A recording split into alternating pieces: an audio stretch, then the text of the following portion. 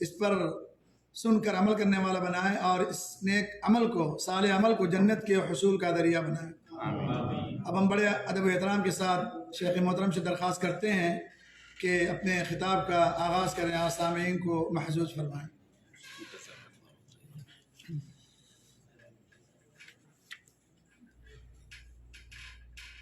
بسم الله الرحمن الرحيم إن الحمد لله نحمده ونستعينه ونستغفره ونعوذ بالله من شرور أنفسنا وسيئات أعمالنا من يهده الله فلا مضل له ومن يضلل فلا هادي له وأشهد أن لا إله إلا الله وحده لا شريك له وأشهد أن محمدا عبده ورسوله يا أيها الذين آمنوا اتقوا الله حق تقاته ولا تموتن إلا وأنتم مسلمون يا أيها الناس اتقوا ربكم الذي خلقكم من نفس واحدة وخلق منها زوجها وبث منهما رجالا كثيرا ونساء واتقوا الله الذي تساءلون به والأرحام إن الله كان عليكم رقيبا يا أيها الذين آمنوا اتقوا الله وقولوا قولا سديدا يصلح لكم أعمالكم ويغفر لكم ذنوبكم ومن يطع الله ورسوله فقد فاز فوزا عظيما أما بعد فإن أصدق الحديث كتاب الله وخير الهدي هدي محمد صلى الله عليه وسلم وشر الأمور محدثاتها وكل محدثة بدعة وكل بدعة ضلالة وكل ضلالة في النار فأعوذ بالله السميع العليم من الشيطان الرجيم لقد كان لكم في رسول الله أسوة حسنة لمن كان يرجو الله واليوم الآخر وذكر الله كثيرا۔ آج بڑی خوشی اور سعادت کی بات ہے کہ آج راستہ نورہ دعوت سینٹر کے زیر اہتمام منعقد ہونے والے ماہانہ پروگراموں میں سے آج کی یہ جو نشست ہے جہاں ہم اور آپ حاضر ہوئے ہیں، اس مجلس کے اندر اس ماہانہ پروگرام میں جس موضوع پر میں کچھ باتیں آپ حضرات کے سامنے رکھوں گا وہ موضوع ہے کہ اللہ کے نبی صلی اللہ علیہ وسلم کی زندگی، آپ صلی اللہ علیہ وسلم کی پوری زندگی ہم تمام لوگوں کے لیے بہترین آئیڈیل اور بہترین نمونہ ہے۔ آپ صلی اللہ علیہ وسلم کے اسوہ حسنہ پر عمل کرنا، اس کے مطابق زندگی گزارنا، اسی پر ہم تمام کی کامیابی مضمر ہے۔ اس میں کوئی شک نہیں کہ اللہ کے نبی صلی اللہ علیہ وسلم کے اوپر ایمان لانا، آپ صلی اللہ علیہ وسلم سے بے انتہا محبت کرنا، آپ صلی اللہ علیہ وسلم کی محبت تمام چیزوں کی محبت پر غالب ہو، آپ صلی اللہ علیہ وسلم کی سچی اتباع اور پیروی کرنا، آپ صلی اللہ علیہ وسلم کی لائی ہوئی شریعت پر عمل کرنا، یہ ضروری ہے۔ اس کے بنا کامیابی مضمر نہیں ہے اللہ کی وحدانیت کے اقرار کے بعد۔ لیکن سوال یہ پیدا ہوتا ہے کہ جب کوئی بھی شخص کلمہ پڑھ کر جب دائرہ اسلام میں داخل ہوتا ہے تو اللہ کی عبادت کے بعد نبی کریم صلی اللہ علیہ وسلم کی سچی اطاعت، آپ صلی اللہ علیہ وسلم کی فرما برداری، آپ کی باتوں کو ماننا اس کے اوپر ضروری ہو جاتا ہے۔ اس لیے اللہ کے نبی صلی اللہ علیہ وسلم نے بیان فرمایا، صحیح مسلم کی روایت ہے کہ والذی نفس محمد بیدہ لا يسمع بی احد من هذه الامة یہودی ولا نصرانی ثم لا يؤمن بی الا كان من اصحاب النار او كما قال علیہ الصلوۃ والسلام۔ صحیح مسلم کی روایت ہے کہ قسم اس ذات کی جس کے ہاتھ میں میری جان ہے، اس امت کا کوئی یہودی اور نصرانی جس تک میری بات پہنچی ہو، میری شریعت، میری رسالت کا پیغام پہنچا، پھر وہ شخص میرے اوپر ایمان نہ لایا تو وہ کیا ہوگا؟ وہ جہنم کے اندر جائے گا۔ الا کان من اصحاب النار، وہ جہنم کے اندر جائے گی۔ صحیح مسلم کی روایت ہے۔ اللہ کے نبی صلی اللہ علیہ وسلم سے محبت، آپ سے اٹوٹ محبت، یہ ایمان کا لازمی جز ہے۔ اللہ کے نبی صلی اللہ علیہ وسلم نے بیان فرمایا کہ ثلاث من کن فیہ وجد بہن حلاوۃ الایمان، کہ تین چیزیں ایسی ہیں جس کے اندر وہ تینوں چیزیں پائی جائیں تو وہ ایمان کی لذت، ایمان کی مٹھاس، ایمان کی چاشنی کو پا لیتا ہے۔ ان میں سے سب سے پہلی چیز کہ اللہ اور اس کے رسول کی محبت تمام چیزوں پر غالب ہو۔ تو پتہ یہ چلا کہ اللہ کے نبی صلی اللہ علیہ وسلم کی زندگی ہم تمام لوگوں کے لیے بہترین آئیڈیل اور بہترین نمونہ ہیں۔ اور یہی اللہ رب العالمین نے سورہ احزاب جو خطبہ مسنونہ کے بعد میں نے آیت کریمہ پڑھی ہے، اللہ رب العالمین بیان فرماتا ہے کہ یقیناً تم تمام لوگوں کے لیے اللہ کے نبی صلی اللہ علیہ وسلم کی زندگی میں بہترین اسوہ اور بہترین نمونہ ہے۔ کن کے لیے؟ لمن کان یرجو اللہ والیوم الآخر، جو اللہ سے ملاقات کی امید رکھتا ہو، قیامت کے دن پر جس کا ایمان ہو۔ ظاہر سی بات ہے قیامت کے دن پر جس کا حقیقی معنوں میں ایمان ہوگا، جزا اور سزا پر ایمان ہوگا، اسی کا اللہ سے ملاقات کی ایمان ہوگا۔ اور جو شخص اللہ سے حقیقی محبت کرنے والا، اس کے رسول سے محبت کرنے والا، وہ اللہ کے دیدار کا کیا ہوگا؟ شوقین بھی ہوگا، اس کے اندر جذبہ ہوگا کہ کب جنت کے اندر پہنچوں، اللہ کا دیدار ہو جائے، نبی کریم صلی اللہ علیہ وسلم سے کا دیدار ہو جائے، آپ سے آپ کی رفاقت جنت میں مل جائے۔ یہ ہر مومن کا، ہر شخص کا جو اللہ اور اس کے رسول پر ایمان رکھتا ہے، اس کے اندر یہ تڑپ ہوتی ہے، یہ لگن ہوتی ہے، یہ شوق ہوتا ہے، یہ جذبہ ہوتا ہے، اور یہ ایمان کی علامتوں میں سے کیا ہے؟ ایک اہم علامت۔ دوسری چیز اللہ کے نبی اللہ رب العالمین نے بیان فرمائے وَذَكَرَ اللَّهَ كَثِيرًا، جو اللہ رب العالمین کا بکثرت ذکر کرتا ہو۔ معلوم یہ ہوا کہ جس شخص کے اندر دو اہم صفت پائے جائے تو اس کے لیے اللہ کے نبی صلی اللہ علیہ وسلم کی زندگی بہترین آئیڈیل اور بہترین نمونہ ہے۔ پہلی اللہ سے ملاقات کی امید، قیامت کے دن پر ایمان، اور دوسری چیز اللہ رب العالمین نے ذکر کیا کہ بکثرت اللہ کا ذکر کرتا ہو۔ یعنی ان دونوں چیزوں پہ اگر آپ غور کریں تو معلوم یہ ہوا کہ اگر انسان اللہ سے ملاقات کی امید رکھتا ہو، یعنی قیامت کے دن پر اس کا ایمان ہوگا، اور جب انسان قیامت کے دن کو یاد کرے گا، قیامت کی ہولناکیوں کو یاد کرے گا، قیامت کے مناظر کو جب آپ قرآن مجید کے اندر آپ پڑھیں گے تو آپ کو پتہ چلے گا کہ وہ قیامت کے دن کتنی پریشانیوں بھرا دن ہوگا، کتنی ہولناکیوں والا دن ہوگا۔ یعنی اس دن کے جو صورتحال ہوگی، اگر آپ کو پڑھنا ہے، یا قیامت کی جو منظر کشی اللہ رب العالمین نے قرآن مجید کے اندر کی ہے، اگر آپ پڑھیں تو آپ قرآن مجید کی بہت ساری صورتوں میں اللہ نے ذکر کیا ہے۔ سورہ حاقہ پڑھیے، سورہ قیامہ پڑھیے، عبس و تولی پڑھیے، سورہ انفطار پڑھیے، سورہ انشقاق پڑھیے، سورہ قیامہ پڑھیے، بہت ساری آیتوں میں، صورتوں میں اللہ رب العالمین نے قیامت کا نقشہ کھینچا ہے۔ تو قیامت کے دن پر جب ایمان ہوگا، جزا اور سزا کے دن پر ایمان ہوگا، تو انسان اللہ کا تقوی اختیار کرے گا، اللہ سے ڈرے گا، اس دن کے پریشان کن گھڑی کو آسان بنانے کے لیے اس دنیا کے اندر اللہ رب العالمین کی عبادت کرے گا، نبی کریم صلی اللہ علیہ وسلم کی سچی اطاعت و فرمانبرداری کرے گا۔ اسی لیے اللہ رب العالمین نے آپ صلی اللہ علیہ وسلم کی زندگی کو اسوہ اور نمونہ کے ذکر میں اس کو بیان فرمایا۔ دوسرے کہ اللہ کا کثرت سے ذکر کرتا۔ یقین جانیے کہ اللہ کا ذکر کرنا یہ سب سے آسان چیز ہے، سب سے آسان چیز ہے۔ بعض سلف نے لکھا ہے کہ قیامت کے دن جب بندہ اپنے نامہ اعمال میں اللہ کے ذکر کو پائے گا تو اس کو احساس ہوگا کہ اس سے آسان عبادت کوئی تھی نہیں۔ اللہ کا ذکر کرنا، اللہ کا کثرت سے ذکر کرے۔ آپ یہ سوچیں کہ اللہ کا ذکر کرنے کے لیے آپ کو اس کے لیے تیار ہونے کی ضرورت نہیں ہے، طہارت حاصل کرنے کی ضرورت نہیں، باوضو ہونے کی ضرورت نہیں ہے، یا اسی طریقے سے اس کے لیے خاص بہت زیادہ وقت نکالنے کی ضرورت نہیں، اس کے لیے کوئی خاص وقت نہیں۔ اگر آپ دعاؤں کا اہتمام کریں، سنت کی اتباع اور پیروی کریں، تو آپ ہمیشہ اللہ کا ذکر کرتے رہیں گے۔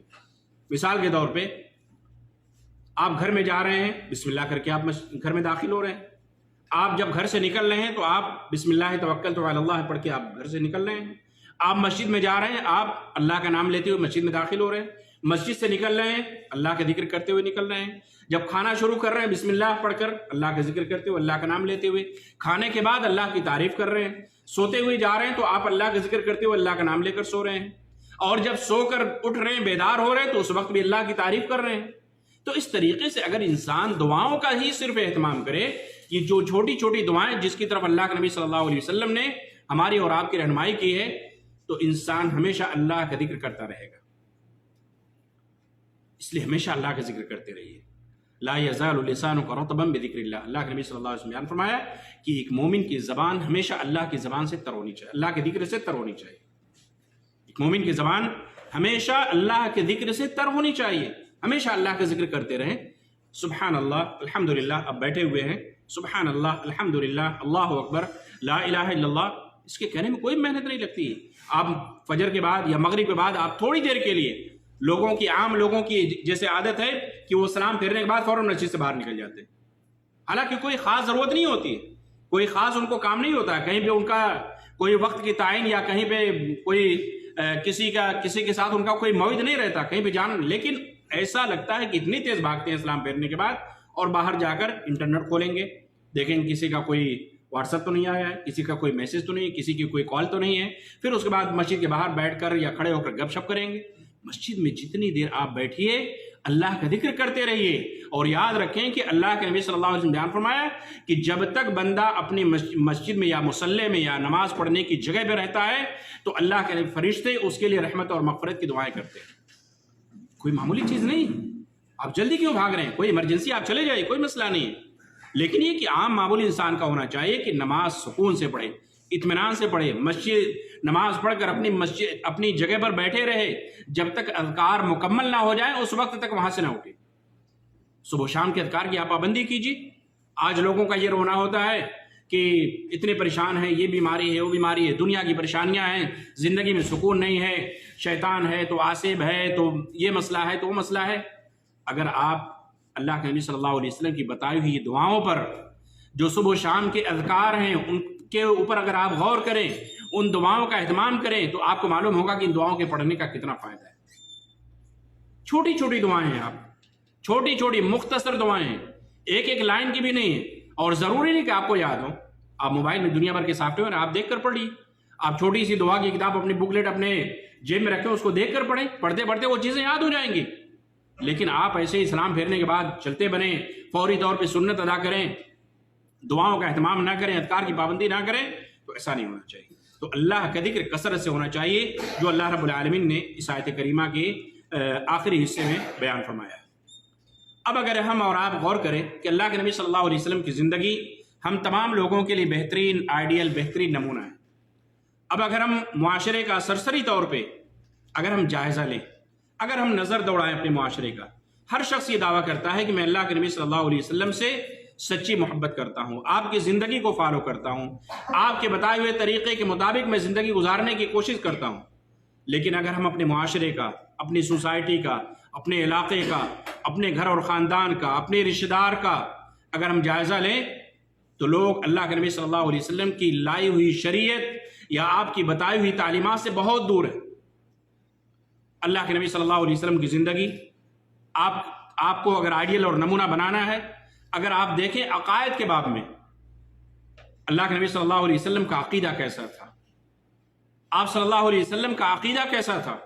آپ کو جب مکہ کے اندر مبعوث کیا گیا تو وہاں کے لوگ کیا ہے، مکہ کے اندر خانہ کعبہ کے پاس عبادت بھی کرتے تھے، حج اور عمرہ بھی کرتے تھے، اور صفا، مروہ، منی، عرفات، مزدلفہ اس زمانے میں بھی تھے، حج بھی کرتے تھے، اللہ کے راستے میں خوب صدقہ اور خیرات بھی کرتے تھے، دور دراز سے آئے ہوئے حاجیوں کی خدمت بھی کرتے تھے، لیکن وہ اللہ کے ساتھ شرک کرتے تھے، توحید پر گامزن نہیں تھے، توحید پر عمل پیرا نہیں تھے، توحید کو سمجھنے کی کوشش نہیں کر رہے تھے۔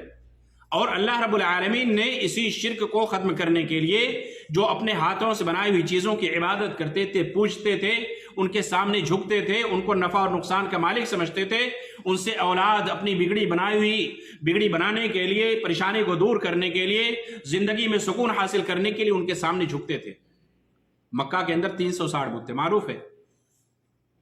وہ کیا ہے؟ وہ اللہ کو نہیں مانتے تھے، اللہ کے اوپر ان کا بھی ایمان تھا، اللہ کو رب مانتے تھے، خالق مانتے تھے، رازق مانتے تھے، مدبر مانتے تھے، دنیا کے امور کو چلانے والا، ان تمام چیزوں پر ایمان رکھتے تھے۔ اللہ رب العالمین نے قرآن کے اندر اس کا نقشہ کھینچا، وَلَئِن سَأَلْتَهُمْ مَنْ خَلَقَ السَّمَاوَاتِ وَالْأَرْضَ لَيَقُولُنَّ اللَّهُ، اگر آپ ان سے سوال کریں کہ آسمان اور زمین کی تخلیق کس نے کی ہے تو کہیں گے کہ اللہ۔ اگر آپ ان سے سوال کریں کہ آسمان سے بارش کون نازل فرماتا ہے تو کہیں گے اللہ۔ لیکن جہاں عبادت کی بات آتی تھی کہ نفع اور نقصان کا مالک صرف اللہ، اولاد دینے والا صرف اللہ، مصیبت پریشانی اللہ کی طرف سے دور کرنے والا اللہ رب العالمین، عبادت صرف اللہ کے لیے، قربانی اللہ کے لیے، دعا صرف اللہ رب العالمین سے، یہ تمام چیزیں جب اللہ کے نبی صلی اللہ علیہ وسلم نے ان کے سامنے بیان کیا، جب توحید کی طرف لوگوں کو بلایا، تو وہی مکہ والے جو آپ صلی اللہ علیہ وسلم کو الصادق الامین کے نام سے جانتے تھے، جہاں آپ کی سچائی کا چرچا تھا پورے مکہ مکرمہ کے اندر، وہی مکہ والے، وہی گھر اور خاندان والے آپ کے دشمن بن گئے، وہی گھر اور خاندان والے آپ کے دشمن بن گئے۔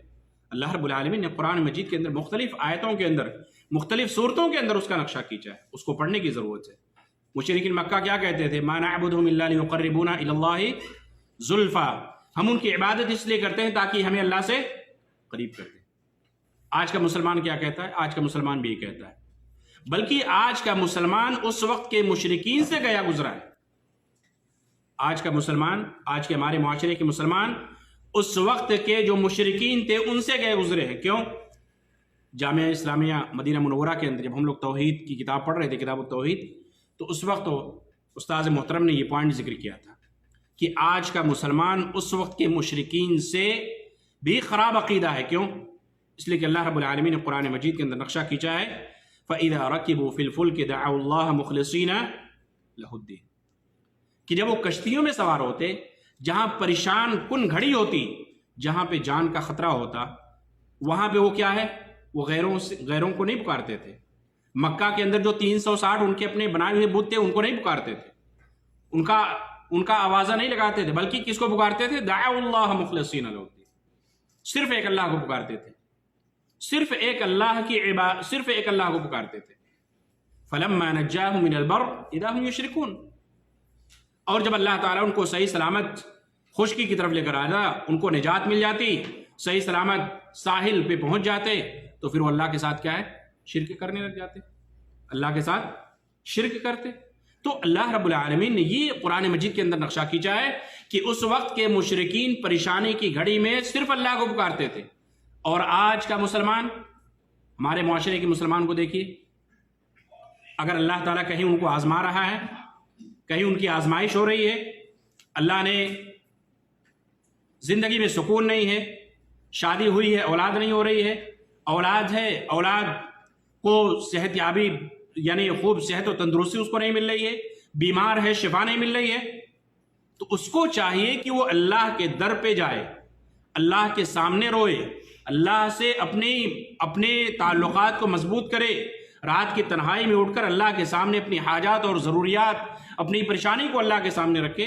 وہ مسلمان اللہ کے در کو چھوڑ کر غیروں کے در پہ چلا جاتا ہے، مزارات پہ چلا جاتا ہے، فلاں بابا کے پاس چلے جاؤ، فلاں مزار پہ چلے جاؤ، فلاں ولی کے پاس چلے جاؤ، وہاں اتنے مہینہ رہو گے، اتنے جمعرات کو جاؤ گے تو تمہیں شفا مل جائے گی، اتنے جمعرات کا چکر لگاؤ گے تو تمہیں اولاد مل جائے گی، اتنے مہینے وہاں پہ رہو گے تو تمہاری یہ پریشانی دور ہو جائے گی۔ آج دیکھیے ہمارے ملکوں کے اندر ایسے ایسے بابا ہیں جہاں پہ کہیں پہ سال بھر رہنے کے لیے لوگ مجبور کرتے ہیں، کہیں پہ 6 مہینہ، کہیں پہ 4 مہینہ، کہیں پہ 2 مہینہ، کہیں پہ 2 سال، یا اس طریقے کے لوگوں نے ایک بازار بنا کر رکھا ہے، ایک ذریعہ معاش کا ایک طریقہ انہوں نے ایجاد کر رکھا ہوا ہے، اور لوگوں کے ایمان، دنیا و آخرت دونوں چیزوں کو برباد کر رہے ہیں۔ سوال یہ پیدا ہوتا ہے کہ کیا یہ دین ہے؟ کیا یہی دین اسلام ہے؟ کیا یہی توحید ہے؟ کیا یہی اللہ کے نبی صلی اللہ علیہ وسلم کی تعلیمات ہیں؟ کیا یہی ہم دعویٰ کرتے ہیں کہ ہم اللہ کے نبی صلی اللہ علیہ وسلم کے طریقے کے مطابق زندگی گزار رہے ہیں؟ کہ اللہ کے نبی صلی اللہ علیہ وسلم نے غیروں کے سامنے جھکنے سے، سجدہ کرنے سے، چادر چڑھانے کا، ان کے نام پہ ذبیحہ ذبح کرنے کا، وہاں پہ رونے بلکنے کا، وہاں پہ ماتھا ٹیکنے کا، وہاں پہ ان کو نفع و نقصان کا مالک سمجھنے کا، اولاد دینے والا، بگڑی بنانے والا، حاجت روا، مشکل کشا تصور کرنے والا، کیا یہ تمام چیزیں اللہ کے نبی صلی اللہ علیہ وسلم کی زندگی میں اس کا ثبوت ملتا ہے؟ کیا اس طریقے کی باتیں قرآن اور حدیث کے اندر ہیں؟ پتہ چلے گا کہ نہیں ہے، یہ سب چیزیں شرک کے قبیل سے ہیں، یہ سب چیزیں شرک ہیں۔ اور اگر کوئی بھی شخص جس کے اندر اس طریقے کے عقیدے موجود ہیں، اس طریقے کی چیزیں، اس طریقے کی سوچ، اس طریقے کی فکر، اس طریقے کے عقیدے موجود ہیں، تو وہ شخص کیا ہوگا؟ اگر اس کی وفات اسی پر ہوگی تو وہ کیا ہوگا؟ جہنم کے اندر چلا جائے گا، اور کبھی بھی ایسے شخص کے لیے معافی نہیں ہے، کبھی بھی ایسے شخص کے لیے معافی نہیں ہے۔ اس لیے عقیدے کے باب میں دیکھیے، اللہ کے نبی صلی اللہ علیہ وسلم 13 سالہ مکی زندگی کے اندر پوری محنت عقیدہ توحید پر کرتے رہے، پوری محنت عقیدہ توحید پر کرتے رہے، اس لیے کہ عقیدہ توحید یہ اساس ہے، یہ بنیاد ہے، تمام عبادتوں کا انحصار عقیدہ توحید پر ہے۔ اگر آپ کی توحید درست نہیں ہے، آپ کا عقیدہ درست نہیں ہے، آپ نمازیں پڑھتے رہ جائیں، آپ روزے رکھتے رہ جائیں، آپ ہر سال حج اور عمرہ کرتے رہ جائیں، کوئی فائدہ نہیں۔ اس لیے کہ جب عقیدے میں فساد ہے، عقیدے میں بگاڑ ہے، عقیدے میں خرابی ہے، آپ اللہ کے ساتھ شرک کر رہے ہیں، آپ مردوں کا وسیلہ اختیار کرتے ہیں، مردوں کو نفع و نقصان کا مالک سمجھتے ہیں، تو یقین جانیے کہ یہ توحید نہیں، یہ شرک ہے، اور شرک سے اللہ رب العالمین نے قرآن مجید کے اندر ڈرایا ہے کہ اگر کوئی شخص ایسا کرتا ہوا پائے گا تو اس کے اوپر جہنم کو اللہ رب العالمین نے حرام قرار دیا ہے، اور ایسا شخص جنت کے اندر کبھی بھی نہیں جا سکتا ہے۔ اس لیے عقیدہ توحید کے بعد میں ہم دیکھیں کہ اللہ کے نبی صلی اللہ علیہ وسلم کی زندگی ہم تمام لوگوں کے لیے آئیڈیل اور نمونہ ہے۔ آپ کا عقیدہ کیسا تھا اس کو سمجھنے کی ضرورت ہے، اور اس کے لیے ضروری ہے کہ آپ قرآن مجید کو پڑھیں، آپ مکی زندگی کو پڑھیں، آپ مکہ میں جو نازل ہونے والی صورتیں ہیں ان صورتوں کو پڑھیں، تو آپ کو پتہ چلے گا کہ عقیدہ توحید کیا چیز ہے۔ اور عقیدہ توحید پر محنت کرنے کے لیے اللہ کے نبی صلی اللہ علیہ وسلم کو 13 سال کیوں لگے؟ اور جب وہی مکہ والے آپ کی بات نہیں مانے تو آپ صلی اللہ علیہ وسلم اس اللہ کے پیغام کو، توحید کو پھیلانے کے لیے آپ طائف گئے۔ تو اس عقیدے کو سمجھنے کی کوشش کیجیے۔ اللہ رب العالمین نے قرآن مجید کے اندر کئی آیتوں میں اس کا ذکر کیا ہے۔ جب آپ انبیاء کے واقعات، قصے پڑھیں گے کہ اللہ رب العالمین نے فلاں نبی کو فلاں قوم کی طرف بھیجا، فلاں نبی کو فلاں قوم کی طرف بھیجا، تو سب کی پہلی یہی دعوت رہتی تھی، یا قوم اعبدوا اللہ ما لکم من الہ غیرہ، اے میری قوم کے لوگوں صرف اللہ کی عبادت کرو، اللہ کے علاوہ کوئی عبادت کے لائق نہیں ہے۔ وما ارسلنا من قبلک من رسول الا نوحی الیہ انہ لا الہ الا انا فاعبدون، ہم نے آپ سے پہلے جتنے بھی رسول بھیجے ان تمام رسولوں کو ہی پیغام دیا، ان تمام کی طرف یہی وحی کی تھی کہ اللہ کے علاوہ کوئی عبادت کے لائق نہیں، فاعبدونی، تو تم میری عبادت کرو۔ وَلَقَدْ بَعَثْنَا فِي كُلِّ أُمَّةٍ رَسُولًا أَنِ اعْبُدُوا اللَّهَ وَاجْتَنِبُوا الطَّاغُوتَ، ہم نے ہر امت کے اندر، ہر قوم کے اندر ایک نبی بنا کر کے بھیجا، اور بھیجنے کا مقصد کیا تھا؟ اللہ کی عبادت کی طرف لوگوں کو دعوت دینا اور طاغوت کی عبادت سے لوگوں کو بچانا۔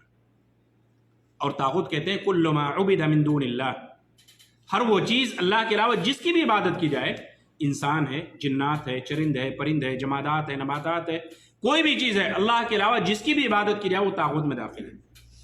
طاغوت سے روکنے کے لیے انبیاء کو اس دنیا کے اندر بھیجا گیا، اللہ کے پیغام کو عام کرنے کے لیے، اللہ کی توحید کو لوگوں تک پہنچانے کے لیے، شرک کو ختم کرنے کے لیے، ظلم اور تاریکی کو ختم کرنے کے لیے انبیاء کو اس دنیا کے اندر بھیجا گیا، اس دنیا کے اندر مبعوث کیا گیا۔ حضرت ابراہیم خلیل اللہ، ان کی زندگی آپ پڑھیے، قرآن مجید کے اندر کئی صورتوں میں اللہ تعالیٰ نے ذکر کیا ہے۔ ان کی پوری زندگی عزیمت، استقلال، ابتلاء، آزمائش سے بھری پڑی ہوئی ہے۔ سورہ ابراہیم کے اندر اللہ رب العالمین نے آخری کی آیتوں میں بیان فرمایا، ان ابراہیم کان امتا، سورہ نحل کے اندر ان ابراہیم کان امتا قانتا للہ حنیفا، ابراہیم علیہ السلام کو اللہ رب العالمین نے اکیلے ایک امت کہا ہے، ایک سو ہو کر اللہ کی عبادت کرنے والے، دل جمعی کے ساتھ، اخلاص کے ساتھ ایک اللہ کی عبادت کرنے والے، اکیلے حضرت ابراہیم علیہ السلام کو اللہ رب العالمین نے ایک امت قرار دیا ہے، اس لیے کہ توحید کے بارے میں، توحید میں جو مقام حضرت ابراہیم علیہ السلام کا تھا، جس طریقے سے اللہ رب العالمین نے سورہ انعام اور فلاں دیگر صورتوں میں اللہ رب العالمین نے اس کا نقشہ کھینچا ہے، اپنی قوم، اپنے والد، تمام لوگوں کو توحید کی طرف دعوت دیا، توحید کے پیغام کو عام کرنے کی کوشش کی، توحید کے رسالے کو، توحید کے پیغام کو لوگوں تک پہنچایا۔ وہ حضرت ابراہیم علیہ السلام جب اپنی اولاد، اپنے بیٹے اسماعیل علیہ السلام، اپنی بیوی ہاجرہ کو مکہ یعنی خانہ کعبہ کو آباد کرنے کے لیے اللہ کے حکم سے مکہ مکرمہ چھوڑنے کے لیے جا رہے ہیں، تو وہاں پہ حضرت ابراہیم علیہ السلام نے چھوڑ کر اللہ رب العالمین سے دعائیں کی۔ وہ چند دعائیں اللہ رب العالمین نے سورہ ابراہیم کی آخر کی آیتوں میں ذکر کیا ہے۔ وَإِذْ قَالَ إِبْرَاهِيمُ رَبِّ اجْعَلْ هَذَا الْبَلَدَ آمِنًا وَاجْنُبْنِي وَبَنِيَّ أَن نَّعْبُدَ الْأَصْنَامَ، کہ جب حضرت ابراہیم علیہ السلام نے کہا کہ اے اللہ تو اس شہر کو امن والا شہر بنا دے، اس شہر کو امن والا شہر بنا دے، وَجُنُوبْنِي وَبَنِيَّ أَن نَّعْبُدَ الْأَصْنَامَ، اور اے اللہ مجھے اور میرے بیٹے کو بتوں کی عبادت سے بچا لینا۔ یہ کون دعا کر رہا ہے؟ شرک سے محفوظ رہنے کے لیے، شرک سے بچنے کے لیے دعا کون کر رہا ہے؟ حضرت ابراہیم علیہ السلام۔ سوچئے حضرت ابراہیم علیہ السلام جو اللہ کے گھر کو آباد کرنے کے لیے اپنے بیٹے، اپنی بیوی کو وہاں پہ چھوڑ کر آ رہے ہیں، کیا ان سے یہ کام سرزد ہو جائے گا؟ ممکن ہے؟ ممکن نہیں تھا، لیکن پھر بھی دعا کی، فکر تھی، نشو و نما ہو، تربیت ہو تو توحید پر ہو، کتاب و سنت پر ہو۔ دعا کیا کہ اللہ مجھے اور میرے بیٹے کو بتوں کی عبادت سے بچا لینا۔ آج ہم لوگوں میں سے اکثر ایسے ہیں معاشرے کے اندر، جو اپنے بچوں کی اولاد کی تربیت کے تئیں فکر مند رہتے ہیں، لیکن وہ دنیاوی تربیت کی فکر ان کو لاحق ہوتی ہے، لیکن جو دینی تربیت، جو اسلامک تربیت ہوتی ہے، اس جانب لوگوں کا بہت ہی کم توجہ ہوتی ہے کہ نہیں ہے ایسا؟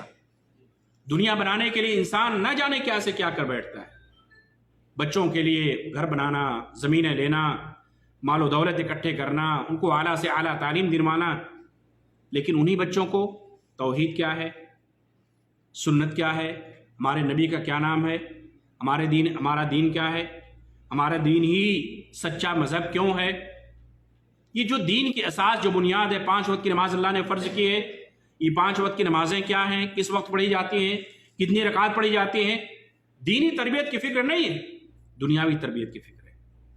دنیاوی تربیت کی طرف، دنیاوی اعتبار سے ہم اپنے بچوں کو اعلیٰ سے اعلیٰ تعلیم دیں، اس جانب ہماری فکر ہوتی ہے، لیکن بچے ہماری صرف اللہ کی عبادت کریں، توحید کو اپنائیں، توحید پر ڈٹے رہ جائیں، توحید پر ثابت قدم رہیں، توحید پر جمے رہ جائیں، صرف ایک اللہ کی عبادت کریں، نماز کے عادی بن جائیں، نماز کے پابند بن جائیں، اس کی طرف بہت ہی کم لوگوں کی توجہ ہوتی ہے۔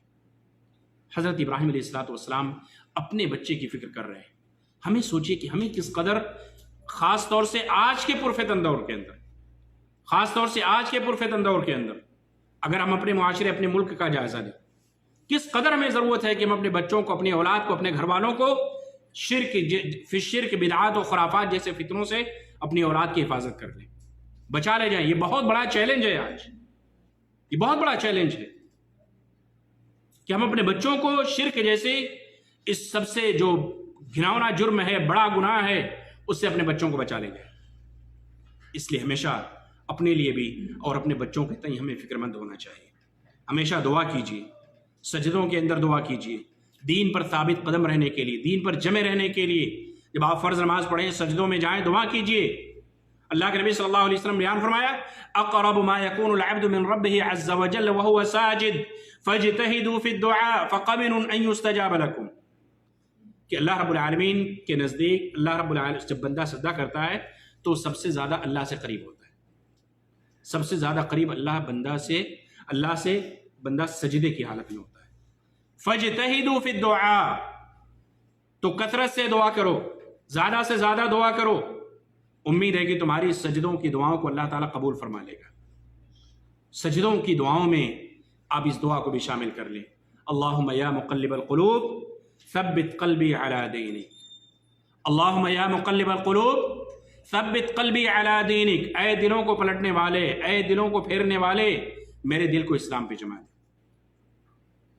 یاد ہے کہ نہیں؟ دعا یاد ہے؟ یاد نہیں تو یاد کیجئے، ایک لائن کی بھی دعا نہیں ہے۔ اللہم یا مقلب القلوب ثبت قلبی علی دینک، اے دلوں کو پلٹنے والے، میرے دل کو اسلام پہ جما دے۔ اللہ کے نبی صلی اللہ علیہ وسلم سجدوں کے اندر دعا کیا کرتے تھے۔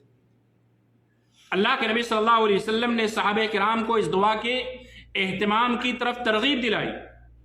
انس رضی اللہ تعالیٰ عنہ مشہور صحابی ہے، اللہ کے نبی صلی اللہ علیہ وسلم نے جب یہ دعا سکھلائی تو اللہ کے نبی صلی اللہ علیہ وسلم سے کہتے ہیں اللہ کے نبی صلی اللہ علیہ وسلم، آمنا بک وبما جئت بہ فہل تخاف علینا، ہم آپ کے اوپر ایمان لائے، یعنی نبی کریم صلی اللہ علیہ وسلم سے کہہ رہے ہیں کہ ہم آپ کے اوپر ایمان لائے، آپ کے اوپر جو شریعت بھیجی گئی یعنی قرآن، اس پر بھی ایمان لائے، فہل تخاف علینا، کیا آپ ہمارے اوپر خوف کرتے ہیں کہ ہم کہیں پھر اس کو چھوڑ کر پلٹ نہ جائیں؟ اللہ کے نبی صلی اللہ علیہ وسلم نے کیا فرمایا؟ بیان فرمایا کہ ان قلوب العباد بین اصبعین من اصابع الرحمن، کہ بندوں کے جو دل ہوتے ہیں وہ اللہ کی 2 انگلیوں کے درمیان ہوتے ہیں۔ بندوں کے جو دل ہوتے ہیں وہ اللہ کی 2 انگلیوں کے درمیان ہوتے ہیں، یقلبها کیف یشاء، اور جب چاہے تو اس کو کیا ہے اللہ رب العالمین پھیر دیتا ہے، ایمان سے کفر کی طرف پھیر دیتا ہے۔ اور ایسی مثالیں ہم اور آپ زمانے کے اندر اپنی زندگی میں دیکھے ہوں گے۔ بہت سارے ایسے لوگ ہوتے ہیں جو نیک ہوتے ہیں، نماز پڑھتے ہیں، روزہ رکھتے ہیں، اللہ کی عبادت کرتے ہیں، لیکن تقدیر غالب آ جاتی ہے اور مرنے سے پہلے وہ کیا ہے صحیح راستے سے بھٹک جاتے ہیں، ان کا خاتمہ اچھا نہیں ہوتا ہے۔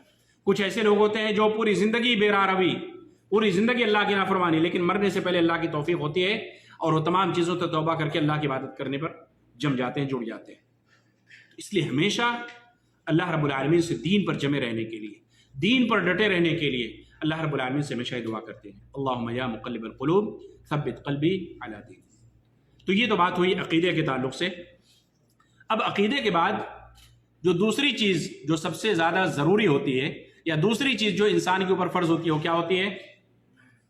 نماز قائم کرنا، ہے کہ نہیں؟ نماز قائم کرنا، 5 وقت کی نماز اللہ رب العالمین نے ہمارے اور آپ کے اوپر فرض کیا ہے، جو ہم اور آپ دن اور رات میں ادا کرتے ہیں۔ یہ نماز، یہ مسلمان ہونے کی کیا ہے؟ پہچان ہے، اسلام کا ایک عظیم شعار ہے، اسلام اور کفر کے درمیان فرق کرنے والی ایک عظیم کیا ہے؟ عبادت ہے۔ اللہ کے نبی صلی اللہ علیہ وسلم نے بیان فرمایا، بین العبد و بین الشرک او الکفر ترک الصلاۃ، کہ مومن کے درمیان اور شرک اور کفر کے درمیان جو فرق کرنے والی عبادت ہے وہ کیا ہے؟ جو چیز ہے وہ کیا ہے؟ وہ نماز کا چھوڑنا ہے۔ اگر کوئی شخص نماز چھوڑتا ہے تو گویا کہ وہ کفر کا کام کر رہا ہے۔ اگر اذان ہوتے ہی مسجد کی طرف رخ کرتا ہے تو یہ کیا ہے؟ یہ اس کے ایمان کی علامت ہے، اس کے بارے میں ایمان کی گواہی دی جائے گی۔ لیکن اگر نماز کی طرف رخ نہیں ہے، نماز کی طرف نہیں جا رہا ہے، مسجد کی طرف نہیں جا رہا ہے، تو اس کے بارے میں کس طریقے سے گواہی دی جائے گی کہ بندہ مسلمان ہے کہ نہیں ہے؟ اسی لیے نماز، جہاں عقیدے کے باب میں کوتاہیاں موجود ہیں، وہیں نماز جیسی عظیم عبادت کو انجام دینے میں بھی کوتاہیاں موجود ہیں۔ نماز پڑھنے کی لوگوں کے پاس فرصت نہیں، کمپنی کی طرف سے ہماری 8 گھنٹے کی ڈیوٹی ہے، 10 گھنٹے کی ڈیوٹی ہے، 12 گھنٹے کی ہے، اوور ٹائم ہے، نہیں ہے، ہم کرتے ہیں اور کرنا ضروری ہے۔ کیوں؟ اس لیے کہ ہمارا ایگریمنٹ ہے، ہم تنخواہ پہ آئے ہوئے ہیں، کمپنی سے، کفیل سے ہمارا ایگریمنٹ ہے، اس کو پورا کرنا، اس کو انجام دینا، یہ ہمارے اوپر ضروری ہے۔ اللہ رب العالمین نے یہ جو 5 وقت کی نمازیں فرض کی ہیں، اس سے مفر نہیں ہے، اس سے چھٹکارا آپ کو نہیں مل سکتا ہے۔ سوچیے، جب اللہ کے نبی صلی اللہ علیہ وسلم اسراء اور معراج پہ گئے، جب وہ عظیم اور تاریخی سفر پہ اللہ کے نبی صلی اللہ علیہ وسلم گئے، آسمانوں کی سیر کی، مختلف انبیاء سے ملاقاتیں ہوئیں، مسجد اقصیٰ میں آپ صلی اللہ علیہ وسلم کی امامت میں تمام لوگوں نے نمازیں پڑھی، تمام انبیاء نے۔ سوچیے، اتنے مبارک اور عظیم سفر پر جب اللہ کے نبی صلی اللہ علیہ وسلم گئے، وہاں پہ یہ عظیم اور قیمتی تحفہ دیا گیا، یہ عظیم اور قیمتی تحفہ دیا گیا۔ اور شروع میں جیسا کہ معلوم ہے کہ 50 وقت کی نمازیں فرض تھی۔ موسیٰ علیہ السلام سے ملاقات ہوئی، پوچھا کہ آپ کے رب نے کیا دیا؟ تو کہا کہ یہ نمازیں فرض کی ہیں۔ اللہ کے نبی صلی اللہ علیہ وسلم سے موسیٰ علیہ السلام نے کہا کہ مجھے اپنی امت کے بارے میں تجربہ ہے کہ میری قوم کتنی لڑالو اور جھگڑالو تھی، مجھے امید ہے کہ آپ کی قوم بھی برداشت نہیں کر پائے گی، اس لیے آپ اللہ کے پاس جائیے اور اس میں تخفیف کا، کمی کا سوال کیجیے۔ چنانچہ اللہ کے نبی صلی اللہ علیہ وسلم نے اللہ رب العالمین سے کمی کا سوال کیا۔ بہرحال آتے جاتے 5 وقت کی نمازیں بچی۔ اللہ کے نبی صلی اللہ علیہ وسلم کہا کہ اب مجھے اور جاتے ہوئے شرم محسوس ہو رہی ہے، میں اب نہیں جا سکتا۔ لیکن فضیلت کیا ہے؟ سوچئے، ہم اور آپ صرف دن بھر میں 5 وقت کی نمازیں پڑھتے ہیں جو پابندی سے پڑھنے والے ہیں، لیکن یہ اجر و ثواب کے اندر 50 نمازوں کے برابر ہے۔ اجر و ثواب کے اندر 50 نمازوں کے برابر ہے۔ آپ کمپنی میں کام کرتے ہیں، 8 گھنٹے کی آپ کی ڈیوٹی ہے، 8 گھنٹے ڈیوٹی کر کے اگر سپروائزر آپ سے کہا کہ تم جاؤ، واپس جاؤ، میں تمہارا 2 گھنٹے اوور ٹائم ایڈ کر دوں گا، خوشی ہوگی کہ نہیں ہوگی؟ بنا محنت کے آپ کو اجر مل رہا ہے کہ نہیں مل رہا ہے؟ اگر 8 گھنٹے کی ڈیوٹی ہے، 6 گھنٹے کے بعد کہا کہ ٹھیک ہے کام ہو گیا، جاؤ اپنے روم پہ جاؤ، خوشی ہوتی کہ نہیں ہوتی ہے؟ بوجھ ہلکا ہوتا ہے، تنخواہ مل رہی ہے، اوور ٹائم مل رہا ہے، عمل اضافی ہے، پیسے بڑھ کے مل رہے ہیں۔ یہاں پہ سوچیے 5 وقت کی نماز، 24 گھنٹے میں صرف 5 وقت کی نماز، اور ثواب 50 نمازوں کا مل رہا ہے، ثواب 50 نمازوں کا مل رہا ہے، لیکن پھر بھی نماز پڑھنے کی فرصت نہیں۔ بعض احباب ایسے ہوتے ہیں، مغرب عشاء پڑھ لیے، ظہر پڑھ لیے، عصر پڑھ لیے، لیکن فجر میں غائب ہو جاتے ہیں۔ ڈیوٹی 6 بجے سے 7 بجے سے ہے، اسی وقت اٹھیں گے، اسی وقت کا الارم لگائے رہیں گے، اسی وقت اٹھیں گے، اسی وقت فجر کی نماز پڑھیں گے۔ یہ اللہ نے نماز کو مقررہ وقت پہ فرض کیا ہے۔ ان الصلاۃ کانت علی المؤمنین کتابا موقوتا، کہ اللہ نے نماز کو مقررہ وقت پہ فرض کیا ہے۔ آپ اپنی مرضی سے وقت کو ٹال نہیں سکتے، وقت میں تقدیم اور تاخیر نہیں کر سکتے، وقت آگے پیچھے نہیں کر سکتے۔ سوچیے، اللہ کے نبی صلی اللہ علیہ وسلم حالت جنگ میں، کہاں پہ ہیں؟ حالت جنگ میں۔ سورہ نساء کے اندر اللہ تعالیٰ نے نقشہ کھینچا ہے، وَإِذَا كُنْتَ فِيهِمْ فَأَقَمْتَ لَهُمُ الصَّلَاةَ فَلْتَقُمْ طَائِفَةٌ مِّنْهُمْ مَعَكَ، کہ جب آپ ان کے ساتھ حالت جنگ میں ہو، میدان جنگ میں، پھر بھی نماز کو اللہ تعالیٰ نے معاف نہیں کیا ہے، نماز ڈیلے نہیں کیا کہ تم بعد میں ادا کر لینا۔ نماز پڑھنی ہے، نماز سے چھٹکارا نہیں ہے، نماز ادا کرنی ہے۔ جب تک انسان کے ہوش و حواس باقی ہیں اس وقت تک انسان کو نماز ادا کرنی ہے، مسلمان کو نماز ادا کرنی ہے۔ سوچیے جب حالت جنگ میں معاف نہیں ہے تو عام حالات میں کیسے معاف ہو سکتی ہے؟ سفر کے احکامات الگ ہیں، مریضوں کے احکامات الگ ہیں، حالت جنگ میں نماز کے احکامات الگ ہیں، لیکن نماز کو اللہ رب العالمین نے معاف نہیں کیا ہے۔ نماز پڑھنی ہے آپ کو، کھڑے ہو کر نہیں پڑھ سکتے بیٹھ کے پڑھیے، بیٹھ کے نہیں پڑھ سکتے لیٹ کے پڑھیے، لیٹ کر بھی نہیں پڑھ سکتے اشاروں سے پڑھیے، لیکن پڑھنی ہے آپ کو جب تک ہوش و حواس آپ کے باقی ہیں پڑھیے۔ تو یہ نماز یہ ہماری پہچان ہے، نماز یہ ہم نے اللہ سے عہد کیا ہے، اور یہ اللہ کے نبی صلی اللہ علیہ وسلم بیان فرمایا کہ جو شخص ان پانچوں نمازوں کو اس کے وقت میں پورے خشوع اور خضوع کے ساتھ ادا کرے گا تو اللہ رب العالمین نے گارنٹی لے رکھی ہے کہ اللہ تعالیٰ اس کو معاف کر دے گا، وہ شخص جنت کے اندر جائے گا۔ لیکن جو نماز کے اندر نماز میں کوتاہی، نماز میں سستی، کبھی پڑھ لیا کبھی نہیں پڑھا، ایک تو وقت کی پڑھ لیا دوسرے وقت کی چھوڑ دیا، 3 وقت کی پڑھا 2 وقت کی چھوڑ دیا، تو اللہ رب العالمین نے ایسے شخص کی ضمانت کی گارنٹی نہیں لی ہے، ایسے شخص کی نجات کی گارنٹی نہیں لی ہے، ایسے شخص کو جنت میں داخلے کی ضمانت اللہ رب العالمین نے نہیں بیان فرمائی۔ اس لیے اگر آپ جنت میں جانا چاہتے ہیں، اپنی زندگی کو کامیاب بنانا چاہتے ہیں، میدان محشر کے اندر نامہ اعمال داہنے ہاتھ میں لینا چاہتے ہیں، تو اللہ کی توحید کے بعد نماز کی پابندی کیجیے۔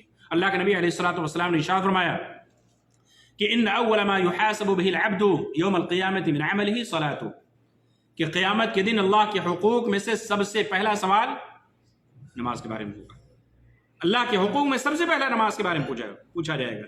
فَإِن صَلُحَتْ فَقَدْ أَفْلَحَ وَأَنْجَحَ، اگر نماز کا معاملہ درست رہا تو کیا ہوگا؟ کامیاب ہو جائے گا، آگے کے مراحل آسان ہوں گے، آگے کی منزلیں آسان ہوں گی۔ لیکن اگر نماز میں ہی معاملہ پھنس گیا، نماز میں ہی اگر معاملہ لٹک گیا، اللہ نے پوچھ لیا کیوں تم نے نماز نہیں پڑھی، اللہ نے پوچھ لیا کیوں تم نے اپنی مرضی سے پڑھی، اللہ نے پوچھ لیا تم نے کیوں 5 وقت کی نہیں پڑھی، کیا جواب دو گے؟ کیا جواب بن پڑے گا؟ کیا جواب دو گے اللہ کے سامنے؟ کیا جواب دو گے وہاں پہ جہاں پہ پورے تمام انس و جن تمام لوگ میدان محشر میں جمع ہوں گے؟ اس لیے اللہ کے واسطے نمازی بن جائیے، اللہ کے واسطے 5 وقتہ نماز کے پابند بن جائیے۔ ایسا نہ ہو کہ فجر آپ سے گول ہوتی رہے، فجر آپ کی سونے میں چلی جائے، فجر کی نماز بھی پابندی سے پڑھیے۔ اللہ کے نبی علیہ الصلوۃ والسلام نے حدیث کے اندر بیان فرمایا کہ رکعت الفجر خیر من الدنیا وما فیہا، کہ فجر کی جو 2 سنتیں پڑھی جاتی ہیں فرض نماز سے پہلے، وہ دنیا اور دنیا کی تمام چیزوں سے، تمام نعمتوں سے بڑھ کر ہے۔ آپ کو مال چاہیے، دولت چاہیے،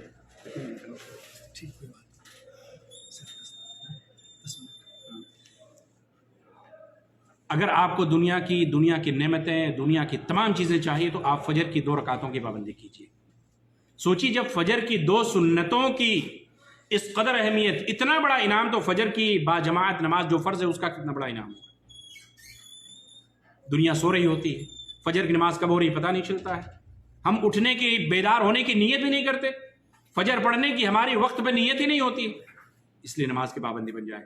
اور بعض احباب ایسے ہوتے ہیں جو نماز تو پڑھتے ہیں لیکن نماز پڑھنے کا طریقہ ان کا کیا ہوتا ہے؟